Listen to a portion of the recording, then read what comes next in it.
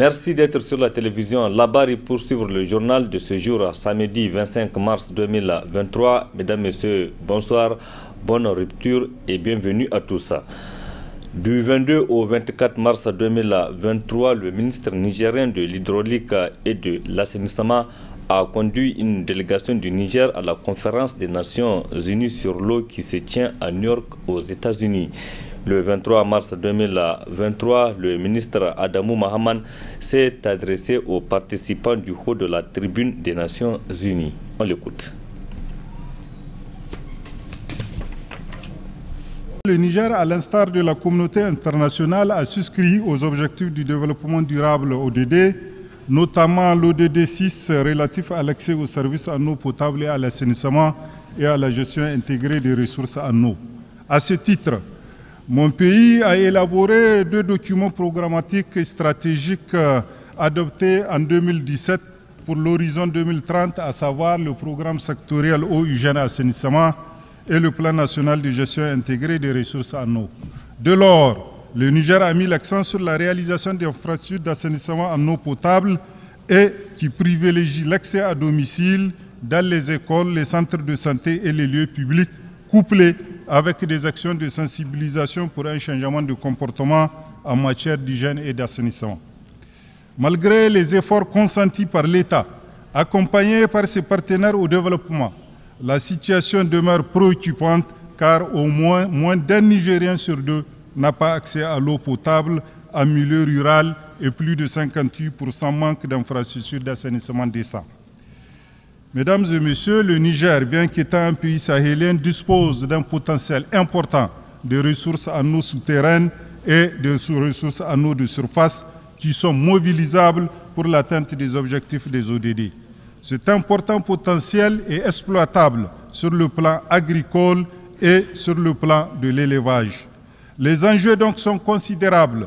L'eau est non seulement essentielle à la vie, elle est aussi indispensable à un développement plus inclusif et durable. L'eau est un élément crucial pour la réalisation de tous les objectifs des ODD. C'est pourquoi Son Excellence M. Mohamed Bazoum, président de la République du Niger, chef de l'État, a dans son programme de gouvernance placé l'eau comme moteur de développement dont les engagements sont de faire évaluer d'ici 2025. Retour ici au Niger pour parler de l'Agence de modernisation des villes du Niger AMV qui a initié un vaste programme d'embellissement de Niamey, la capitale. Cette opération a concerné la devanture de la grande mosquée de Niamey en ce début du mois béni de Ramadan. Hamza Saoukou et Khalidou Brema nous en disent plus. À l'Agence de modernisation des villes du Niger, AMVN, le Ramadan annonce ses couleurs sous de bons auspices et cela se matérialise dans la capitale Niamey par cet embellissement de la grande mosquée et ses alentours sur l'initiative de l'AMVN. La modernisation doit se faire sur des bases, sur des valeurs. L'islam, la religion est une grande base, est une grande valeur de notre société. Et nous avons marqué cet aménagement dans un lieu symbolique, un lieu stratégique de la religion de notre pays, c'est la grande mosquée de Niamey. Nous avons commencé cela, nous voulons que ces aménagements liés à notre religion, à notre islam, puissent se généraliser dans l'ensemble des villes et puissent prendre son empreinte, plus particulièrement dans la capitale. Et au niveau de l'agence de modernisation, en collaboration sous le contrôle des oulémas, des cheikhs et ceux qui détiennent véritablement le savoir de notre religion, nous investir à moderniser nos villes en accord avec notre religion, et cela est un exemple, une illustration de cette volonté que nous exprimons à travers la modernisation des villes du Niger. Une initiative vivement saluée par le premier responsable de l'Association islamique du Niger.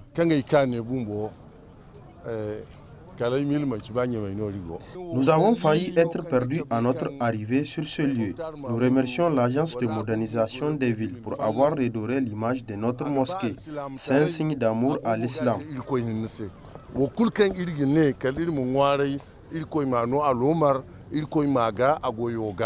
Avec ses multiples innovations dans la capitale, l'Agence de modernisation des villes du Niger joue son rôle en donnant à la capitale une image moderne et digne de son nom. La population, à son tour, doit faire preuve de civisme pour un usage responsable. L'ambassadeur d'Arabie Saoudite au Niger a organisé hier vendredi une rupture collective à l'hôtel Radisson Blu de Niamey. Une initiative louable qui intervient à 48 heures seulement du début du mois béni de Ramadan. Précision avec Adamou Soumana et Sadoudoumi. L'ambassadeur saoudien Dr Zaïd Moukhlid El-Harbi veille ainsi au grain pour que tout soit fin prêt avant l'arrivée de ses invités, quand ces derniers ont commencé à s'annoncer. Du coup, le diplomate du pays des deux saintes mosquées s'est placé à la devanture de ce lieu pour mieux accueillir les invités à ce iftar. Invités au rang desquels se trouvent des officiels nigériens, diplomates du pays de la Oumma islamique accrédités à Niamey, ainsi que plusieurs invités de marque. L'appel à la prière par le Miezin a constitué le coup d'envoi de cette rupture collective sur l'initiative de l'ambassadeur d'Arabie Saoudite au Niger. Une rupture de jeûne suivie par la prière de Maghrib.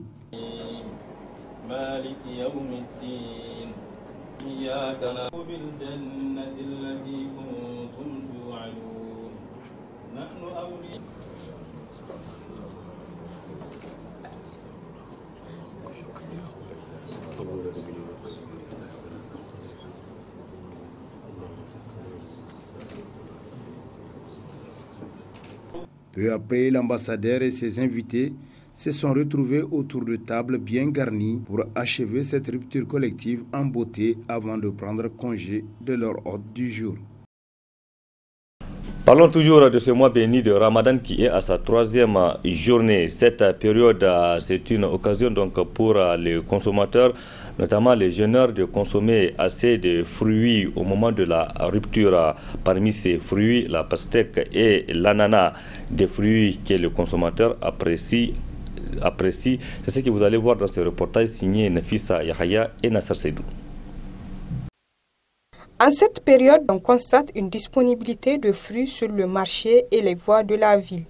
Parmi ces fruits, l'ananas et la pastèque qui proviennent le plus souvent du Burkina ou du Ghana voisin. Ces ananas nous proviennent du Burkina. Nous vendons le tas de 3 à 1000 francs et nous arrivons à nous en sortir. Des fruits appréciés par les clients qui en trouvent une véritable source d'énergie. C'est un pastèque. Suna kawo pastèque da kirki kuma in na san dai kuna tambaye shi kuna gani iri ne to irin wannan wanda nake tammata a garasta irin ta ne zo bida wanda ni san ta lalle tana da arha da dama. Je suis venu acheter des pastèques. Je préfère celle d'Agadez pour sa qualité, le prix est acceptable. Amma da dama kuma ta kwarai ce. Ni lalle ban abuga amma na ji duriya an ce shina gyaran shi ne kuma kya san ko gaban za pastèque da kwai zaki kuma ga ruwa ko jiki shina amfani da shi ko dai ba likita nake ba kuma zakin nan shina ba da karfin jiki ko ni nan ne ga in zakaran ne ga pastèque ta nika bida. Riches en vitamines, minéraux et antioxydants, les fruits sont indispensables pour préserver l'organisme et réduire les risques de cancer. Dernier aspect de cette édition, rendons-nous à présent à la maison d'arrêt de Niamey qui a servi de cadre ce samedi 25 mars 2023 à la visite de la ministre monégasque des Relations extérieures et de la coopération. Il s'agit de s'enquérir des fruits des investissements consentis par son pays au profit des détenus à travers une ONG dénommée ONG Action pour la réinsertion socio-professionnelle des femmes et mineurs. Précision avec Boubacar Ibrahim et Sadoudoumi. C'est dans le cadre d'une visite qu'elle entreprend à Niamey depuis quelques jours que la ministre des Relations extérieures et de la coopération de la principauté de Monaco a marqué son passage à la maison d'arrêt de Niamey. Objectif, procéder à la remise des attestations aux détenus ayant été formés par l'ONG Action pour la réinsertion sociale des femmes et des mineurs incarcérés au Niger grâce au financement monégasque. Occasion pour le régisseur de présenter la maison d'arrêt de Niamey tout en retraçant les différentes interventions de l'ONG au profit des détenus. L'ONG Action pour la réinsertion sociale des femmes et mineurs incarcérés au Niger, ARSMIN, intervient depuis 2014 à la maison d'arrêt de Niamey. Le 24 novembre 2014, lancement de la formation du premier module en menuiserie bois au profit de 27 mineurs. Le 25 octobre 2016, module numéro 2 en menuiserie bois, toujours au profit de 27 mineurs. Le 20 janvier 2018, lancement officiel de la première phase, qui est la formation de 52 femmes sur les techniques de fabrication de savon liquide, parfum liquide, l'encens, pommade de peau et parfum du corps. La deuxième phase consistait à initier les femmes détenues à la production et le conditionnement des produits fabriqués. En termes d'impact, ces formations ont permis à ces détenus non seulement de lutter contre l'oisiveté, mais aussi les autonomiser pendant et après leur séjour pour leur insertion future. À la suite d'un match de football et d'une visite guidée dans les différents compartiments, la ministre a procédé à la remise officielle des attestations aux récipiendaires. Faisant part de ses impressions, la ministre Isabelle Béraud est revenue sur les objectifs de sa visite. Je suis vraiment ravie de cette collaboration que nous avons avec l'ONG Arsmin. Et puis je voudrais remercier bien évidemment Monsieur le régisseur pour l'accueil qu'il m'a réservé, ainsi qu'à ma délégation aujourd'hui. L'accès à l'emploi pour la Principauté de Monaco et la coopération, c'est un domaine prioritaire d'intervention. Donc la collaboration que nous avons avec cette ONG est très importante parce que ça permet aux jeunes et aux femmes qui sont incarcérées de trouver une occupation et puis de les aider ensuite vers la réinsertion lorsque un jour elles quitteront ce centre. Et c'est très important aussi pour leur autonomisation. Quant au secrétaire général du ministère de la Justice, lui encourage un partenariat qui produit des effets.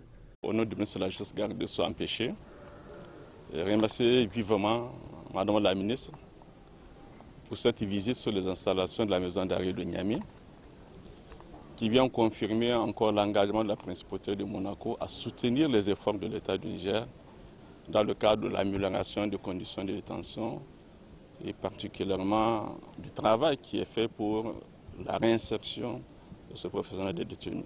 À noter enfin qu'il s'agit pour l'essentiel à travers les formations destinées aux personnes en détention de prévenir les cas de récidive en leur offrant de quoi pouvoir les occuper une fois de la vie active.